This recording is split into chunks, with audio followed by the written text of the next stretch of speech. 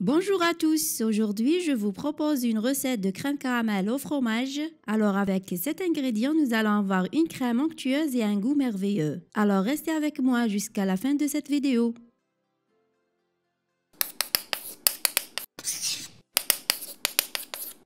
En premier temps, je prépare le caramel. Alors je ramène une casserole et je verse 100 g de sucre blanc et quelques gouttes de jus de citron, et ça c'est facultatif. Ensuite, je place ma casserole dans un feu doux et je vais laisser le sucre se fondre pendant 1 minute. Ensuite, dès que le sucre a fondu, je mélange à l'aide d'une cuillère en bois comme vous voyez. Le temps le sucre fonde, en parallèle, je prépare un moule comme ceci. Moi, j'ai utilisé un moule de 20 cm de diamètre et de préférence, vous choisissez un moule léger pour que ça ne demande pas beaucoup de temps lors de la cuisson. Maintenant, mon sucre a bien fondu et est devenu brun et caramélisé. Et voici la couleur que j'ai obtenue. Ne laissez surtout pas le sucre se brûler. Lorsque vous remarquez que la couleur est passée au brun, retirez-le du feu. Ensuite, je verse le caramel sur le moule de cette façon. Ici, la taille de mon moule varie entre 18 et 20 cm afin d'obtenir une crème plus épaisse et volumineuse. Quand vous pouvez les mettre dans des ramequins individuels par exemple, c'est à votre choix. Ensuite, on va préparer notre crème. Alors, dans un récipient, je commence par ajouter 4 portions de fromage qui rit à la température ambiante. C'est important de garder le fromage à la température ambiante pour ne former pas des grumeaux à ma crème. Quand vous pouvez remplacer par exemple ce fromage par un autre goût ou une autre marque essentielle, choisissez le fromage fondu demi-sel ou sans sel. Alors, c'est avec cet ingrédient que nous allons avoir une crème onctueuse et très bonne.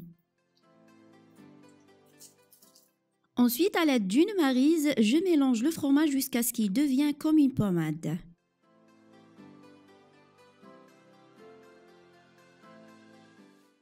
Après, je verse le lait concentré sucré. Moi ici, le lait, j'ai préparé à la maison afin de contrôler la quantité de sucre. Sa recette, vous les trouvez en description de cette vidéo.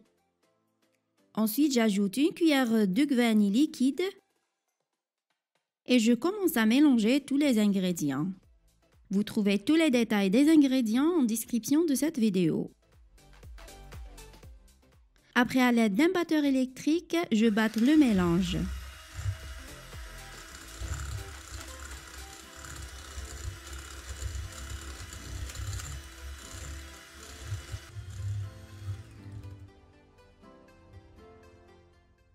Ensuite, je verse 500 ml de lait entier.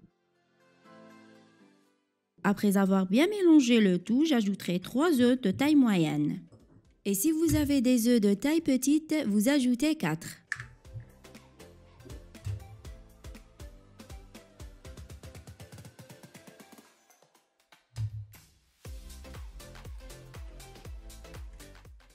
Et je continue à battre le tout jusqu'à ce que le mélange soit bien homogène.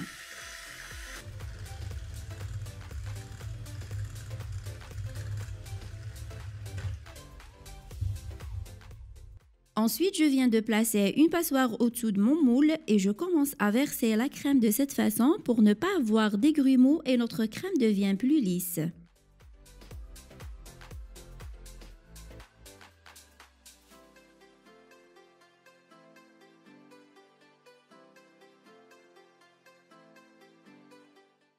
Ici, je ramène un autre moule plus grand que le premier. Je le place par-dessous et je mets le petit moule au-dessus.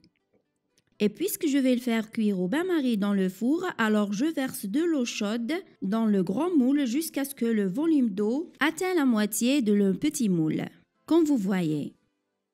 Préchauffez le four à 150 degrés et on enfonce pendant 1 heure à 1h40, tout dépend de votre four. Après 1 heure, voilà ma crème caramel au fromage prête. Je vais tester ma crème. Alors, à l'aide d'un couteau, je pique ma crème. Si on remarque qu'il est propre, alors là, notre crème est bien cuite.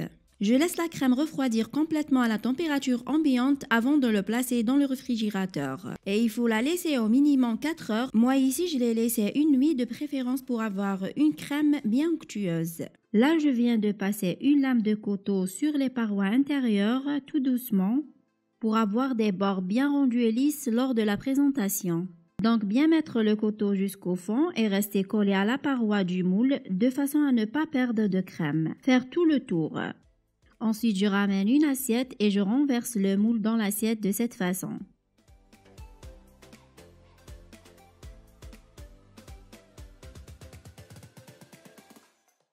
Et voilà notre crème caramel au fromage prête à servir.